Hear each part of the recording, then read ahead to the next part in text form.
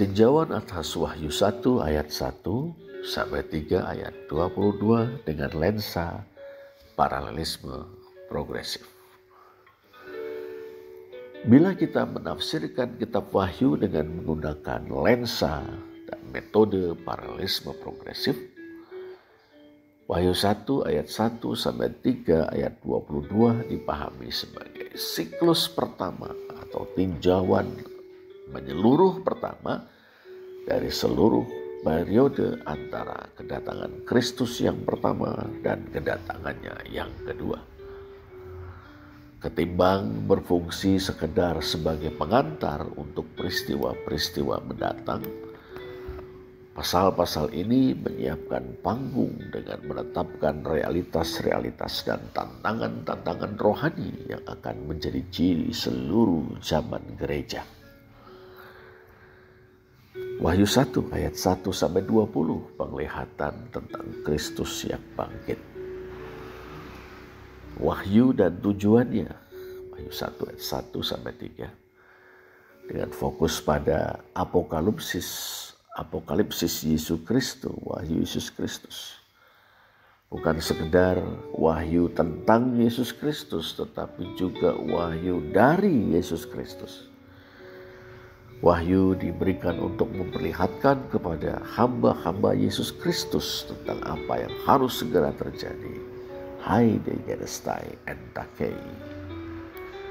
Wahyu 1 ayat 1 sampai 3 bukan sekedar pengantar kitab. Ia berisi premis dasar untuk segala sesuatu yang menyusulinya. Apa yang harus segera terjadi merujuk pada seluruh periode dari kenaikan Kristus hingga kedatangannya kembali. Yang segera, entakei, terjadi dalam garis waktu penebusan ilahi. Kebahagiaan yang dijanjikan kepada mereka yang membacakan, mendengarkan, dan menaati firman Kristus, yakni perkataan-perkataan nubuat, tus logos tes profeteias, yang tercantum di dalamnya, berlaku bagi semua orang percaya di sepanjang zaman gereja yang menjalani pergumulan rohani yang dilukiskan dalam siklus-siklus berikutnya. Kedua, salam dan doksologia, pasal 1 ayat 4 sampai 8. Dan fokus salam Yohanes kepada ketujuh jemaat, menyebut Allah sebagai Dia yang ada dan yang telah ada dan yang akan datang. Hoen kai hoerkomenos, yang boleh jadi merupakan ungkapan lain dari ego emi huon atau ehye asher ehye, Keluaran 3 ayat 14. Dan menyebut Roh Kudus sebagai tujuh yang ada di hadapan tahtanya.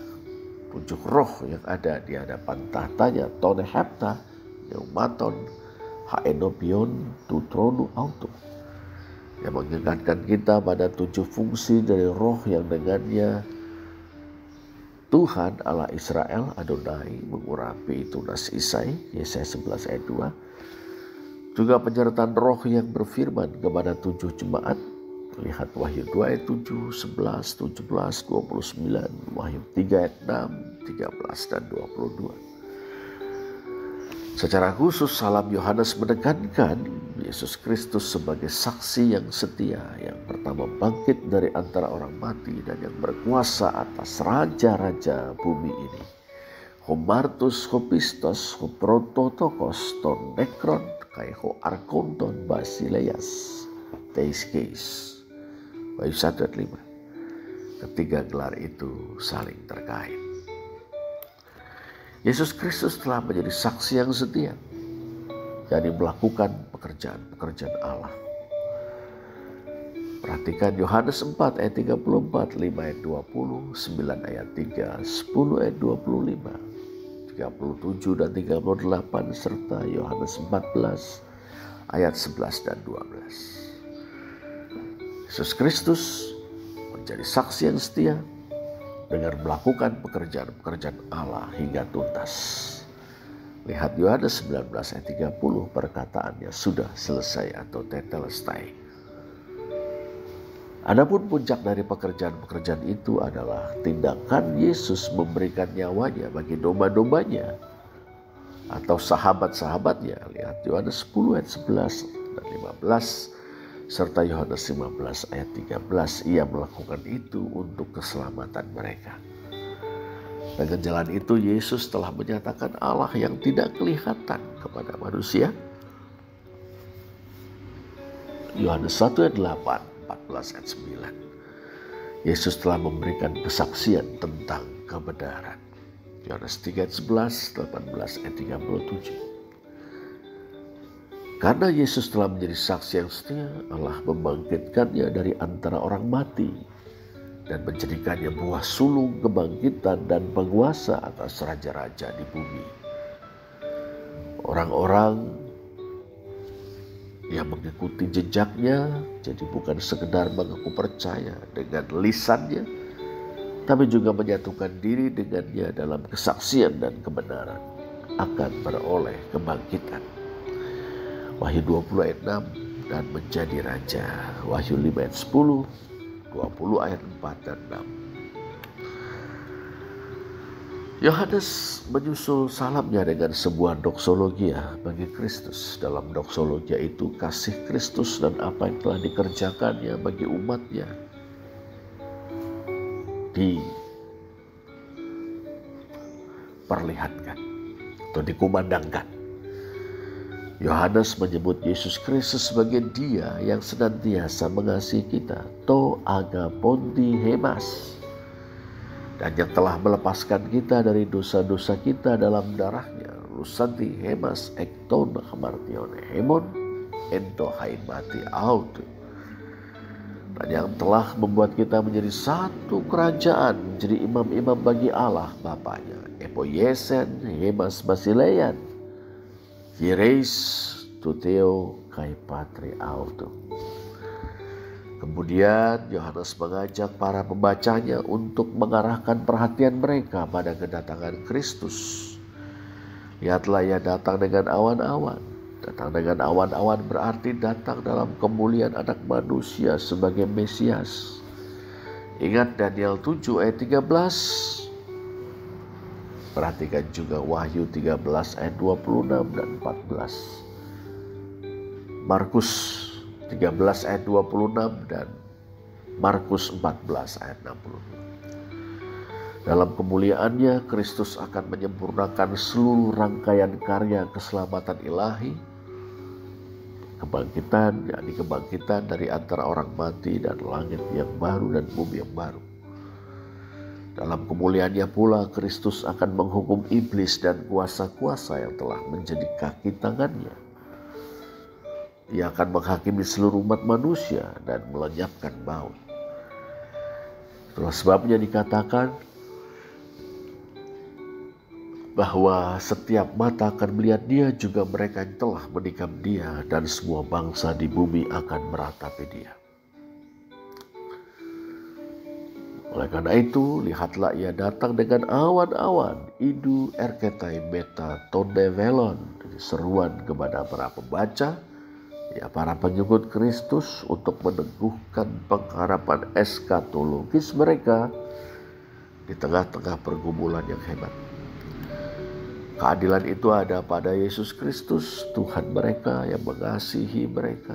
Dialah yang akan menegakkan keadilannya.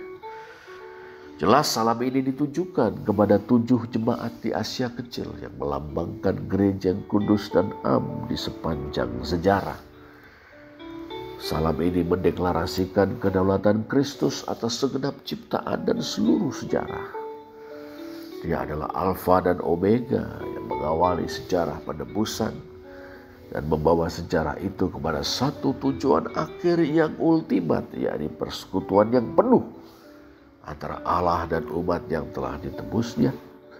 Dalam persekutuan itu umatnya benar-benar memuliakan Allah dan menikmati Dia selamanya. Kedaulatan Kristus atas sejarah penebusan dari awal hingga akhir akan dilukiskan oleh setiap siklus atau bagian paralel. Yang ketiga adalah penglihatan tentang anak manusia. Yohanes 1 ayat 9-20. Fokusnya Yohanes melihat Kristus yang dimuliakan di tengah-tengah 7 kaki dia yang merepresentasikan 7 jemaat. Kristus dilukiskan berdaulat, kudus dan perkasa. Penglihatan tentang Kristus yang dimuliakan ini menjadi gambaran dasar bagi semua siklus selanjutnya. Penglihatan ini meyakinkan kaum beriman bahwa di tengah kesengsaraan, penganiayaan dan peperangan rohani, ini tema-tema yang akan dibahas lebih rinci dalam siklus-siklus berikutnya, Kristus selalu hadir bersama gerejanya, memegang para pemimpinnya 7 bintang dalam tangannya. Keagungan, otoritas dan penghakiman Kristus bukan hanya realitas masa depan, tapi juga kekuatan aktif di sepanjang zaman gereja yang melindungi dan memurnikan umatnya. Penglihatan ini menghibur dan menguatkan gereja untuk berjuang yang akan diuraikan lebih lanjut dalam setiap bagian paralel.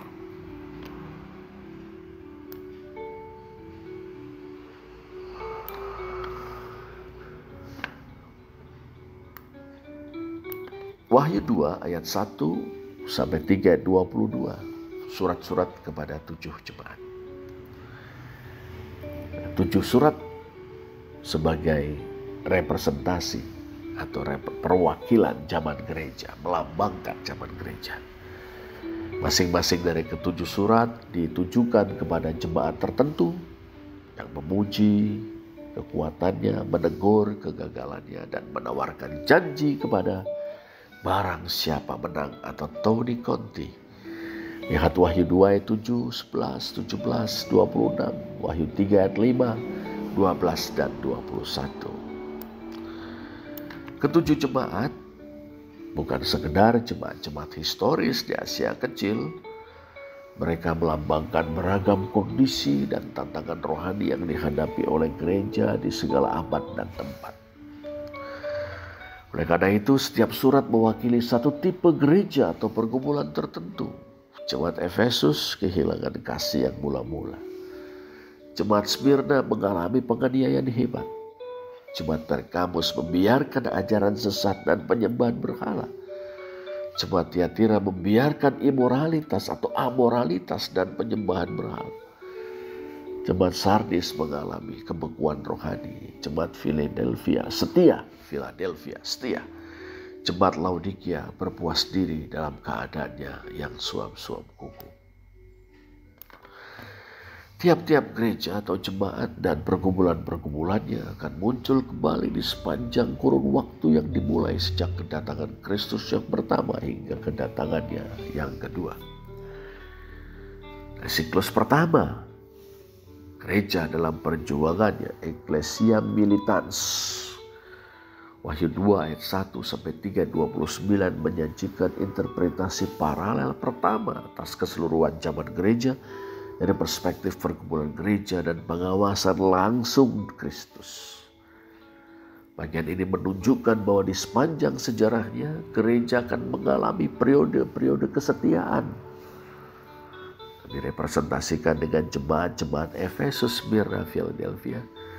Tapi juga periode-periode ketidaksetiaan sebagaimana direpresentasikan oleh jemaat-jemaat Pergamus, Tiatira, Sardis, dan Laodikia.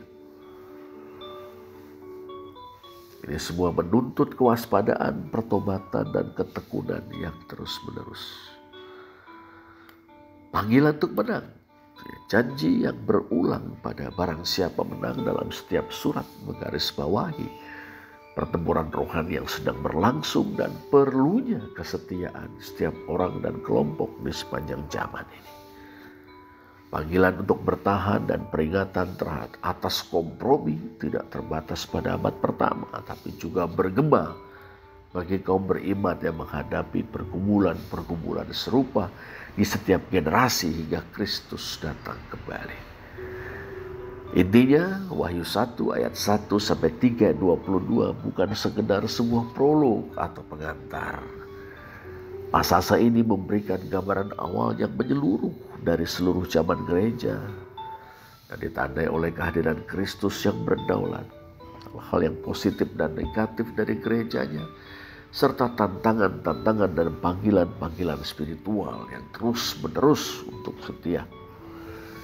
Tiap-tiap siklus berikutnya, misalnya meterai, sanggakala, cawan, akan menuturkan kembali kisah yang sama dengan menambahkan detail dan perspektif, tetapi selalu berakar pada realitas fundamental yang telah dinyatakan di sini, di bagian pertama atau di siklus pertama ini.